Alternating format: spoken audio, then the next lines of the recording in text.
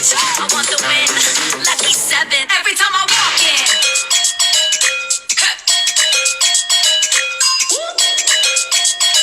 You know, every time I walk in, I'm the best thing. I'm the best thing. They all watching every time we walk in. Good evening, everybody. Happy Sunday. Thank you so much for joining me right now. It's soon going to be us. I tried out a filter today. I hope it's working because, I don't really know how to do that. This is my first time doing a filter. So if it looks stupid, somebody say that. But thank you so much for joining us on a Sunday night. It's about 8 o'clock Alberta time if you're joining us from Ontario. We know it's late there too.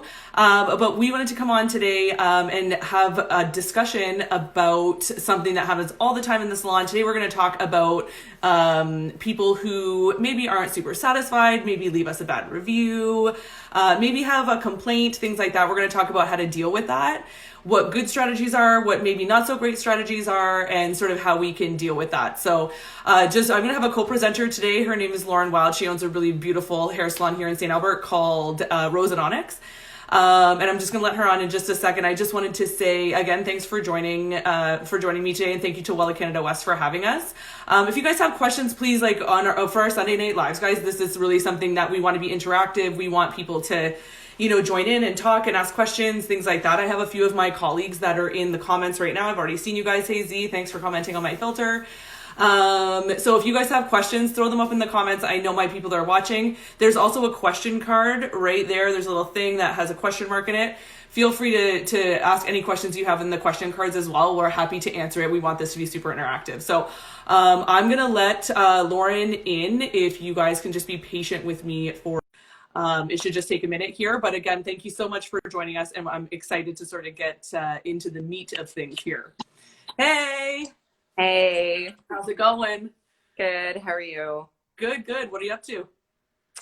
Not too much. Just chilling on my day off sort of day off. You know how it is. A little bit of this, a little bit of that. But Day off, right? Are the kids asleep? Kids are asleep. Yep. So Down. It's the most wonderful time of the day, right? It is indeed. It's the quietest time of the day. Yeah, I think that's that's why we kind of have it at this time, right? Because we can have a bit of peace and quiet anyway. But I don't know how much of that you sort of heard as we were going, but maybe if you want to introduce yourself and our topic, and we can get started. Yeah, for sure. For those of you that haven't met me before, my name is Lauren Wilde. And I am a stylist as well as a salon owner. I own Rose and Onyx Hair Company in St. Albert. And right now we are managing a team of 11 stylists and barbers. And so we've got quite a team, and this conversation is very applicable today. I love that we're having this conversation. And then besides that, I've been a stylist. I've been working in the industry for about 17 years. I've been working with Wella for 17 years. So that's pretty cool. That is cool. Yeah. Seeing the evolution of things over time. And again, that kind of ties into what we're talking about today. So really excited to be here to share. Yeah, totally. So yeah, I was just telling everybody in the comments to sort of keep the comments coming and make sure that we want to keep it sort of interactive. So if you guys have anything to say, if you agree or disagree or have a question or a comment, please throw it up there. We really want this to be sort of interactive and, make sure that everybody's getting their questions answered. So Lauren, I think we're going to jump right in, and we want to talk about, I'm kind of avoiding the word complaint, but I'm not sure there's another way around it, today I really want to talk about what happens when somebody complains, either and I know it's happened to you. I have sort of been on the front lines with you and your staff and dealing with some of this stuff sometimes, but when somebody complains, it can happen in the chair, it can happen after the fact, it can happen during a consult before the service even begins, and it can happen online without your knowledge afterwards, which we're totally going to tackle. But why do you think, first off, why do you think complaints happen? What do you think the sort of misstep is that creates them most of the time? I think complaints can happen for a lot of different reasons. It can be a result of a communication error, which I think most commonly is the reason for somebody giving negative feedback to the salon. And of course, there are ways to avoid that as well. Like we should be continuing the conversation with our client while we have them in the chair, talking them through the service and what the process looks like. And, those are some ways that can kind of aid in that process.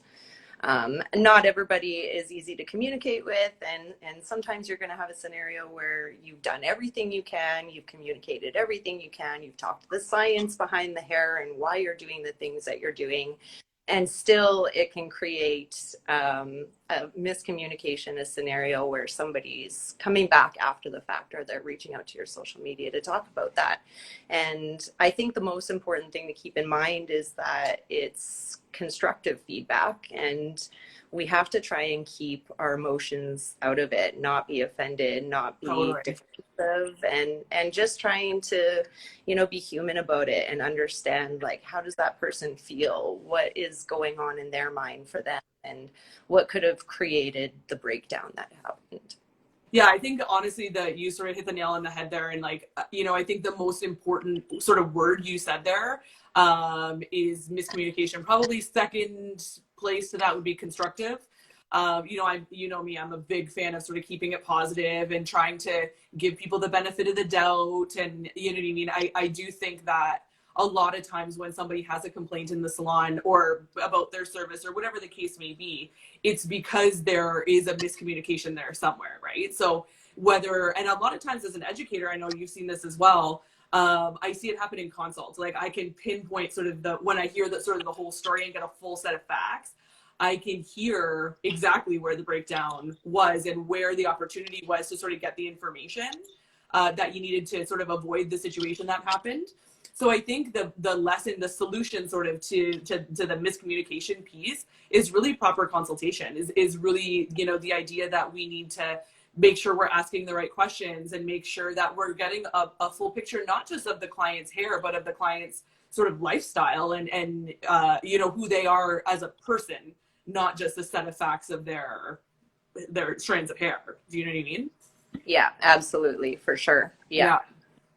So I think to avoid, I'm just sort of looking at the talking points that we kind of talked about before. I think to avoid complaint is such a broad term, but to avoid, the first step maybe to avoid complaints is really to do a proper consultation. Make sure that you're communicating with that client. Make sure that you guys are on the same page. Really make sure that the set of facts is sort of agreed upon, and you go forward from there. Obviously, you couple that with the idea that as artists and hairstylists, we shouldn't be doing things that are irresponsible. And we're going to talk about that in a little bit as well.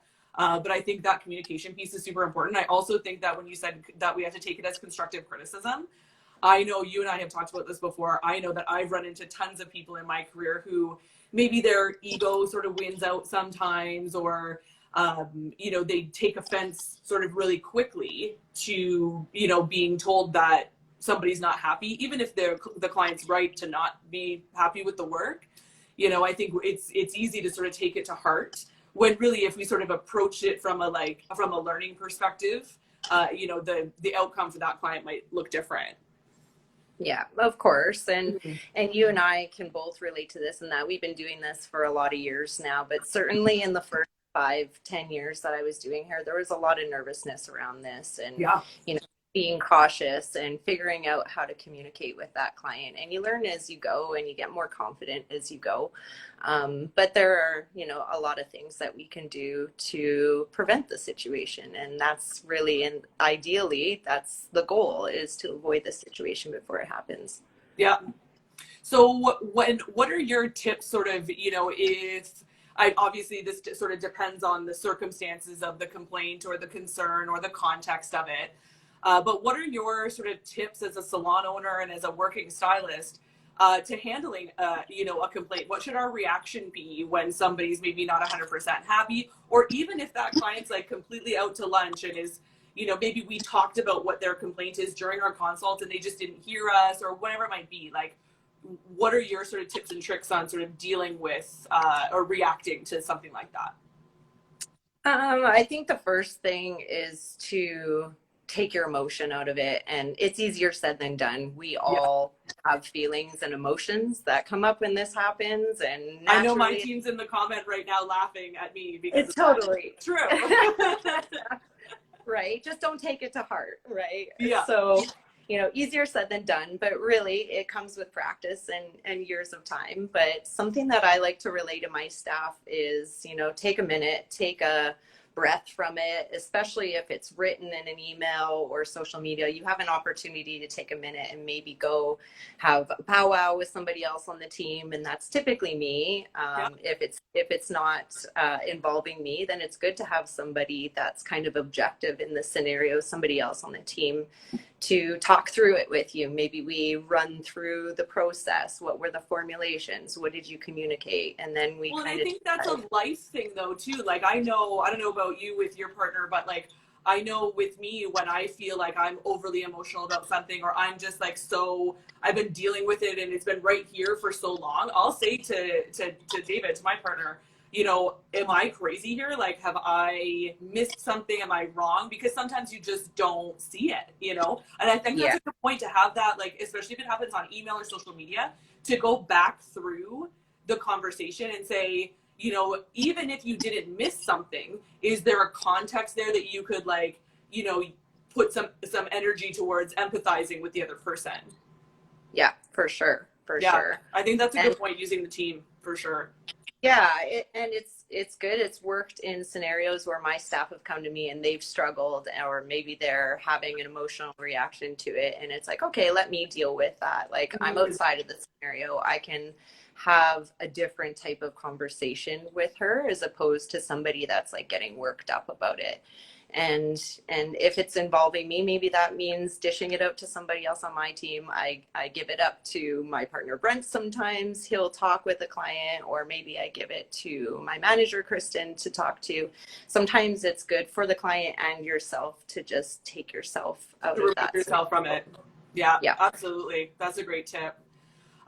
So let's talk about, I know that there's some people that are either watching this right now or are planning to watch it later that are waiting for us to talk about this. So let's talk about online reviews, Mm-hmm. because I'm a big, you're like wheel turning already. Yeah, totally. I'm a big believer, and I've talked to your staff about this before, I know many others. I'm a big believer that the internet for hairdressers is both a blessing and a curse, right? I think that, I started doing hair, I'm going to age myself a little bit here, but I got a filter on today, so I feel like it's okay. I started doing hair before the internet was a thing in the world. So, back, those were days that we didn't have to worry about things like that. The worst thing that we had to worry about was, a client telling all their friends that, we suck or whatever it would be, right? But now clients have this sort of power, other hairstylists or even as just consumers in general, we have this power to leave a bad review or to really manipulate, a business if we wanted to do that, if that was something that we felt was necessary, right? So I think the internet for a hairdresser is a blessing in that it does allow us to have a computer in our pocket. I use Instagram and I use social media a lot for inspiration pictures and to help through my consultation.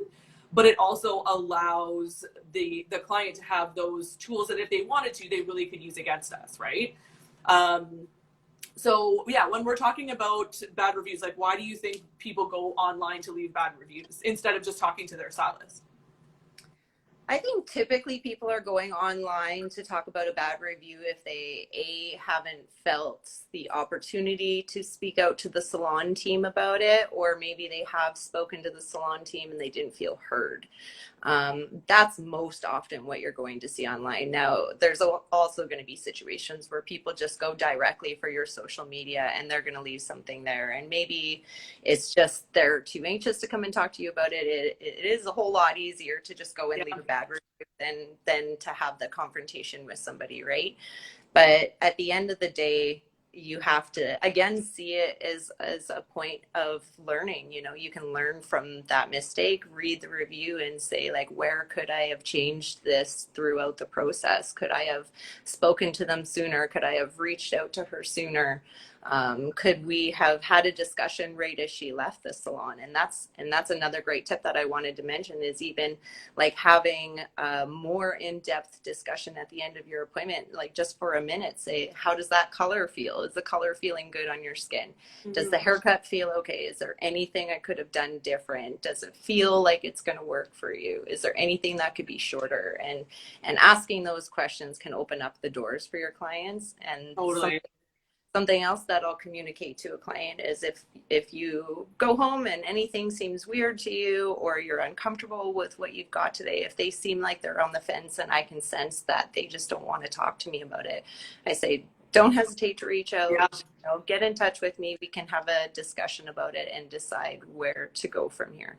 See, and I think I think that's so great. But I think it's such a double-edged sword, right? I think that it's so great anybody that knows me knows this, and I know that you know this about me. I am such a big fan of like in-depth consultations, and I am a huge fan of long-term thinking when it comes to clients. I like to talk to my clients about what the next appointment looks like and what the next appointment looks like, right? So creating a space like what you're doing, a space where somebody feels comfortable to talk to you, could really alleviate this bad online review situation where, we see it in Facebook groups and stuff all the time. We can see each other's stuff on Facebook, and I see people, say online like, oh, I'm not happy with my hair, but I'm afraid to call the hairdresser, right? And every hairdresser in the comment is like, don't be afraid, call your hairdresser. They would rather that than you do what you're doing right now. Do you know what I mean? Absolutely, yeah. But at the same time, I love your point that, maybe we have a responsibility as hairdressers and salon owners or managers or whatever it might be, to really create a space where somebody does feel comfortable talking to us, right?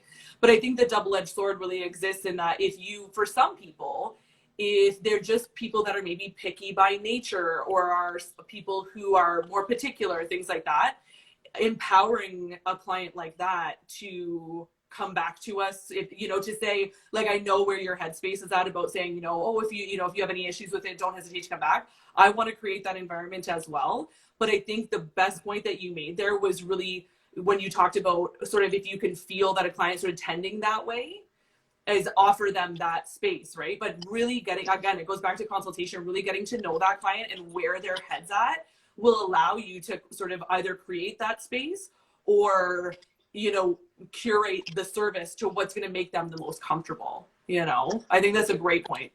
Yes. So now I know the answer to this already, but I'm going to ask it for our audience. As a salon owner, do you respond to your online reviews?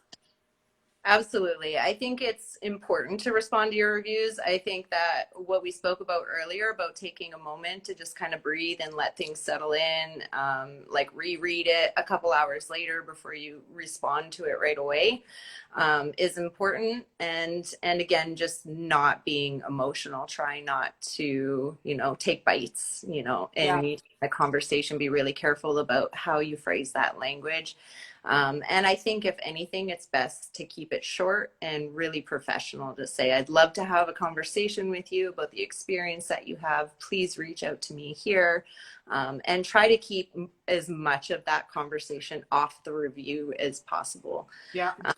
And just short and sweet is the best way to deal with it. You can have the in-depth conversation with them when they call you or when you reach out to them, but just communicating that it's really important to you to have that discussion with them. I really do want to hear your feedback. I am concerned about how you're feeling. Let's have a conversation about it, but don't do it on Facebook. I love that's a great tip that we don't, because I do see these sometimes in like restaurant reviews or whatever, where you see the owner and the person reviewing sort of going back and forth on the review. I love that idea of sort of taking it off off of Yelp or Facebook reviews or Google or whatever it is, taking it off of there and having the conversation be, a little bit more private. I think will, back to our other point, sort of create a space where that client can feel comfortable to talk to you a bit more. Yeah, I think that's a great point. I also think that, when we're responding to online reviews, having a second set of eyes, again, to your point, is really important. I know when, just in my sort of daily work life, if I am about to send an email that maybe sounds a bit sharp, or I'm in the moment with it or whatever, I'll send it to Deanna, to my boss, and she'll read it. and she'll know it's not for her. Like, I don't even have to subject line or anything. She knows what I'm doing, right? I'll send it to her, and she'll sort of put her comments in, and then I'll edit it, and then I'll send it, right? Because you're right, when that, you know, hairdressers are naturally, I think, passionate people, emotional people, where hairdressing is an intimate, you know, business. Being in the salon is an intimate relationship that you have with your client, that we really balance that intimacy with also keeping it a professional relationship. So having that second set of eyes before you respond to something, I think, is a really great point as well. I know I need that sometimes too. I think, you know, it's just part of being human, right? Mm-hmm. Yeah. So yeah, I just, with bad online reviews, I think it's also important to as a salon owner, to sort of weigh out the risk versus reward, right? Like, when we're responding, I think, again, your point about keeping the conversation off the review itself is really good. But if somebody's just like unreasonably irate on a review or something, I think it would be easy, just as a human, to want to, you know, clap back. If that's, oh my God, if you haven't looked these things up on YouTube, like, get yourself a box of wine and go on YouTube and watch people like reading out the bad reviews from their own business. It's pretty funny. But you see, like, you'll see people like super clap back. I'm like, oh my God, like, yeah, and it can be really easy to get caught up in that. Once you start, it's hard to stop, and yes. it's really easy for that to become a tit for tat war, where you're beating off at this person and you're replying and they're replying, when really that's doing you no good. No. And what's the harm to the business? It's funny, I was talking to my dad in preparation for this live, because he was giving me some this topic has potential to get quite intense, right? So he was giving me some sort of corporate-y legal tips and tricks about it. And he said, he was like, you know, salon owners really have to weigh out what's the harm to the business, right? Like, is that momentary gratification where you maybe win a war of words with somebody leaving a bad review worth the potential further damage to the business, right? And we talked, actually, it's funny, we talked quite a bit about that risk versus reward, right? So to me, there's really, and I'm sure that you agree, there's no real reward in that, but like what you said, it's sort of tit for tat thing. It's just not a, yeah, there's nothing beneficial about it. It's not going to help you. It's not going to make you look good if you look argumentative on your Facebook page. It's going to make other people that are seeing the post feel reluctant to come and talk to you and voice their opinions as well. And that's the idea. You're not creating that space. Again, I feel like it's always going to come back to that, about creating a space where, you know, people feel comfortable talking to you. I think that's I think what I'm going to take away from this. Yeah. Yeah, absolutely. Goodness. Okay, so I wanted to talk quickly about, because I want to talk about waivers, but quickly I wanted to talk about bridal trials. I know that, I know it's a random thing to sort of interject, and I know it's not on our talking point, so I apologize in advance. But this has been an experience in my own career, that brides tend to be sort of a unique demographic of people that is ripe for complaining, right? You know, and if it's not the bride, there's always a mother of the bride or a bridesmaid or somebody who maybe is a little bit higher maintenance, or maybe has different expectations, maybe wasn't prepared properly, or whatever the case may be. Have you ever like run into this with brides that you've done? Yeah, absolutely. Of course we have. Of course. Weddings can be so funny that way. And to be honest with you, most of the brides I've had over 17 years have been really good to me, but I've run into a fair amount of other members of the wedding party that have complained. And it's tricky in that situation, because this is a big day for them, and they deserve it's not like they can come back next week and get it redone. Like, no, exactly. Especially the day of, if you haven't met some of these bridesmaids before. It's one thing, I've already met with the bride and done her trial, but now I have this group of bridesmaids that have come in, and I have seen crazy things happen with bridal parties. I actually, a couple summers ago, had a bridesmaid that was very particular about this updo and was consuming a lot of time. She left for a couple hours to go run on her treadmill, and then came back. No! Complained that the updo hadn't held up. So here I am in this situation. I hadn't actually done anything wrong, but is it worth it for me to I can be a tell you right now before you even say it, I know what you did. Of course, we know what I did. I ever so politely offered to help her fix it and put it back together. But that's choosing my battles. I knew in that moment that I'm friends with the bride. She's a wonderful woman. I of course don't want to cause any tension on her wedding day. That's It's right. great to just take the feedback, learn for the future. I can warn my bridesmaids not to go on the treadmill after they get their updo done. I tell brides and bridesmaids, I'm like, okay, so when you leave here, like no bath, no shower. Now I'm going to add no treadmill, no headbanging, no nightclub. We're like, we're not doing any of this. You want to do that? It's for later. And it's not my responsibility, But I can't believe that happened. It's so crazy. But I do think it's, when I was thinking, I didn't even think of that stuff. It's so funny. Well, when I was thinking about it, I think that, I had written down about, complaining wedding parties and things like that. And I think you absolutely took the right approach when it comes to something like that. You really just have to like eat it. Just make them happy. There is no do-over on wedding day. Like you just got to do it. You know what I mean? And like I've had it happen before where like I'm used to working with like big salons with big teams, right? You've got people in the comments saying I have some funny stories. Of course, who hasn't? Right? You all do. I'm used to working with salons with big teams and assistants and things like that. I've had situations with bridal parties before where I had another stylist come over to me and be like, hey, this person's more suited to you. I'm already halfway through the updo, but like, can you switch with me? And we do, and you just make it work, especially when you have a team.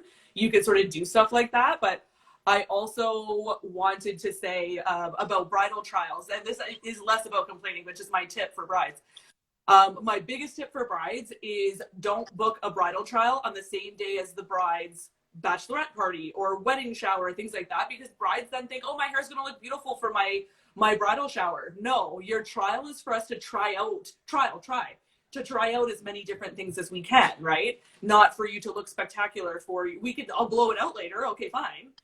But let's manage those expectations, right? We've got a question in the question cards that's going to take us back to a topic. Sorry, Michelle, I missed it. What do you do if you get somebody complaining in your DMs? What if somebody slides into your DM with a complaint? I guess I'm assuming she means into like the business, like Instagram DM or something like that. And the first thing I'll do is I'll try to retrace the steps, figure out who dealt with that person, when did they come in, what is the complaint. I'll respond to it and say, thank you for getting in touch. I value your feedback. I'd like to pass this information on to the stylist that had you in, and she'll reach out and touch base with you. And that gives me an opportunity to chat with that stylist and say, hey, what went on? What can we do differently? Is there anything I can help with? And, they can decide if they want to get in touch with that client or if they need me to do so. I love that. Well, and I think it's important too as a stylist. I mean, like I own my own salon now, but I'm the only employee, so it's kind of moot. But I think as a salon owner and as a stylist, especially as a stylist, it's important to know, and I know your team feels this way about you, it's important to know that your owner has your back, right? Like it's important to know that, that the owner of the salon or the manager, whoever the boss is, sort of, will come to you with these things and will let you sort of tell your side of the story. I know I've had situations where I've been very frustrated before when I felt like I haven't had the support of the salon owner in things like this, where they're just coming back to me saying, whatever you did, I don't care, just fix it, blah, blah, blah. And I'm like, well, it's a bigger picture than that, right? So I love that for all the salon owners that are watching, support your staff, because I think it's really important. Yeah, that's a great point, Chelsea, that for the salon owner, that itself is a moment to learn something for the stylist as well as the owner, how to communicate with that stylist. Is there a teaching point that you need to discuss with them, or maybe something for yourself as the owner, like just consider it a moment that you can learn something from it. Dig it. So let's talk about waivers. So this idea of waivers, I think, is such a beast sometimes. And, there's a lot of different information out there about, will it hold up in court? Won't it hold up in court? And what if we get sued and this and that? And I think that, first of all, I wanted to talk about, what is a waiver and when should we use one, right? So for me, a waiver is something that I've seen. I've never done it myself, and I'll explain why in a second. A waiver is something that I've seen stylists will make their clients sign, essentially so that they can't be held liable for something bad happening to the client's hair, right?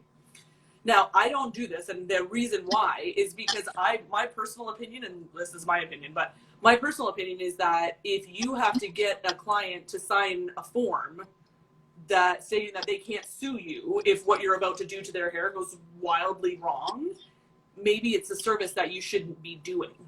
You know, what are your thoughts on that? I totally agree with you there, Chelsea. I've always kind of felt that way. In my whole career, I think, you know, outside of hair school and what you're trained to do there, I've probably only asked, you know, less than 5 people to sign a waiver. And it was very specific scenarios, and typically a scenario where somebody doesn't allow me to take all of the steps for me to feel confident doing it, whether they don't allow me to take the time to do a test strand, or they're going against the advice that I've given them. But ultimately, you're absolutely right. If I'm asking them to use a waiver, that means I'm not comfortable doing the service, and I can't guarantee that the service is going to come out the way that I want or that they want. And maybe that is a red flag in itself, that it's something that you should be avoiding. Maybe you're not the right stylist for that person. Well, and I think that that's another great point too, is that I'm sure you did as well. I've worked for people before who have said to us, you can't deny service for any reason. And, you know, if you're watching and that's what you do in your salon, we don't judge you. But for me, I need to be empowered by the salon owner, by the manager, whatever, to deny service as a professional, if I feel like I need to. You know, I'm sure you've had this too, being blonde as often and as many times as you have. I've had people say to me, I want to have blonde hair like yours, and I don't care what it's going to take to get me there, you know? And we have a full consultation, and I tell them, you know, I can make you blonde today. We're going to cut it first, though. And they're like, well, I just want a little bit off. I'm like, well, if you want to have blonde hair, your hair's going to be this long. So that's great. You know what I mean? And usually that's enough to have them back off, right? But yeah, like it's that sort of, I think, you know, clients have this way sometimes, and maybe it's not even the clients. I should maybe walk that back a little bit. I think some hairstylists maybe that don't have enough confidence yet, or maybe haven't been supported in the ways that they need to be, don't feel confident to say, no, I'm not, we've been through this, and I've offered you alternatives and, you know, things like that. And I'm just straight up not going to do it. Yeah. Yeah. Well, and it doesn't matter what the service is or who the client is. The priority above all things is the integrity of somebody's hair. And if it compromises that, I'm just not willing to do it. Straight and I have this scenario happen every so often. It's going to always happen, I'm sure. Yep. And it happened not so long ago where I just said to her, I'm not comfortable continuing on with the service. This is something that needs to be done in steps. I'm, you know, putting the integrity of your hair before anything else. And I understand you're willing to do anything you can to get it. But it's just not something that I'm professionally comfortable doing. Totally. And you know, there are more than enough stylists out there, I'm sure, that are willing to take an extra risk. I'm just not one of them. I'm with you on that. And, you know, I think that a lot of times this will manifest in somebody saying to a client, well, that's not possible. What you're asking for isn't possible. Yes. And the reality is that anything's possible on a long enough timeline. That is a great point. That's a great point. And that actually came up, Chelsea, with that client I was just referring to, where she says, well, I've had other stylists that can do it. They use 40 volume and it works every time. And I'm like, a hard no on that 40 volume. Like, you can't pay me $1 million to touch your hair with that. I give you a hard no on that. But if you know somebody, go ahead. It's just not me. Well, and for the record, for people watching, there is a time and a space for 40 ball. It's just not with lightener. Yep. Yeah. You know what I mean? So yeah, no. And I think that, you know, I know that there's people watching right now that will watch this that really want us to talk about the legalities around waivers. And we're simply not going to do that because we're not lawyers. But I do think the point is worth making, that, you know, whether you can win if somebody takes you to court, you know, is sort of inconsequential when you weigh out how much winning may cost you both financially and emotionally, and what it'll cost the business to win in a situation like that, right? It seems so much easier just to like manage the risk of saying no to that client, and you know that's a small sort of explosion comparative to trying to win in court. Is that really a win? I don't know, right? Yeah. So so I think after that, you know, I wanted to talk a little bit about how to say no to a client. You know, if it's something that we are uncomfortable doing a service, or it's an unreasonable ask, or whatever the situation may be. I know contextually there's a few nuances here that, you know, we won't really be able to explore, but how do you approach, you know, essentially denying service or saying no to a client when, you know, they had their heart set on something, but it's just not a reasonable thing to do? I think most of the time my approach again is to ensure them that my first priority is the integrity of their hair, no matter what the process is. And if it's a case of somebody that's trying to push my boundaries that way, I'll just constantly remind them, you know, I'm just going to take this second to remind you that I am being really protective of your hair, and the health and integrity of your hair is the most important thing. And it's just not something that I'm comfortable doing. Maybe the best thing is to find somebody that's willing to take that process with you, but Yep. I'm not that person. You know, and I think the word comfort is a big one. And I've worked with stylists before whose MO seemed to be to either embarrass the client or whatever. And I don't really roll that way. I know you don't either. But I do think that, you know, saying as a hairdresser, I'll say to clients, you know, as a hairdresser, an artist, a professional, as an educator, it's just not something that I'm comfortable doing. And regardless of, you know, what your feelings are on it, I'm still the professional here. And, you know, I certainly want to work to find a better solution for you. But if this is your goal and you're not willing to sort of compromise on it, it's not, then we've sort of hit an impasse there, you know? Yeah.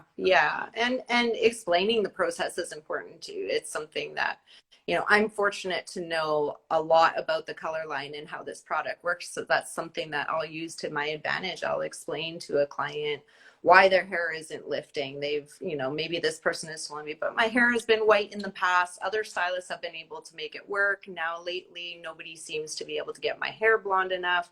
So I'll explain that scenario to them. You know, this is possibly the reason why this is happening. Your hair can change over time.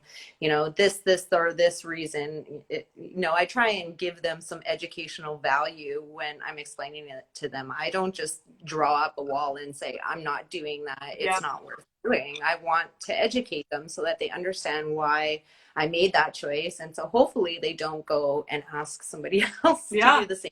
But I think that's sort of the overarching lesson here in this whole thing, from waivers to the random brides I know we talked about, but from, you know, waivers to just dealing with complaints, how to avoid complaints, bad online reviews. I think the overarching lesson really is to keep it positive and, you know, let your ego down, make sure that you're sort of in a space where you're ready to learn as well. We're not always right. We're not always wrong, right? It could just break down to a communication, but I really think that keeping it positive and making sure that we are learning every sort of step of the way here, you know, is really paramount, that everybody's learning, right? And I think for the salon owners that are watching or will watch this later, that, you know, I really think that it's important to sort of stand behind your staff and empower your staff to feel comfortable having these, what can be sometimes difficult conversations, but, you know, still necessary conversations sometimes, you know? Absolutely. So I don't think we have any questions. I was looking at the comments before. I don't think we have any questions, and we answered the ones in the question card. So I think we're good, Lauren. I'm going to let you go. Thank you so much for joining today. I super appreciate it. Thank you for having the conversation. I think that this is a great topic to discuss, and it becomes more and more applicable the more we use social media these days. And I think it's great to share some of these tips with one another and learn to be better. Totally. Well, thank you so much for joining today, and we'll talk soon. Yeah, you betcha. Bye. Bye. So thank you guys so much for joining us today. Again, I know it's Sunday night and people are hairdressers are sort of winding down and stuff. So we're hoping to do these Sunday nights, more. Our team's on board to do it. So please give us a follow at Wella Canada West. My personal Instagram is at chelsea.wella. Lauren's Instagram is Wild Hair Day, wild with an E at the end. And of course, Wella Education, give us all a follow. You guys will see tons and tons of, more content that we're bringing to you. And please drop it into my DMs or into Wella Canada West DMs. If you guys have requests for things you'd like to see, topics you'd like us to cover on Sundays, or techniques you'd like to see, we are very excited to be building more virtual education. It's not going anywhere. We're going to keep coming to you guys live, and we're doing a lot of Zoom education. So if you guys have suggestions for us, please reach out. We definitely want to hear from you. We've already built content based on suggestions we've gotten from salons, so keep it coming. We hope everybody's safe out there. And if you guys learned anything today, please make sure that you remember that you are simply the caretaker of your knowledge, not the owner of it. It doesn't belong to you. It was given to you freely, so please pay it forward. Wash your hands and love each other. Thanks, guys, for tuning in. We'll talk to you soon.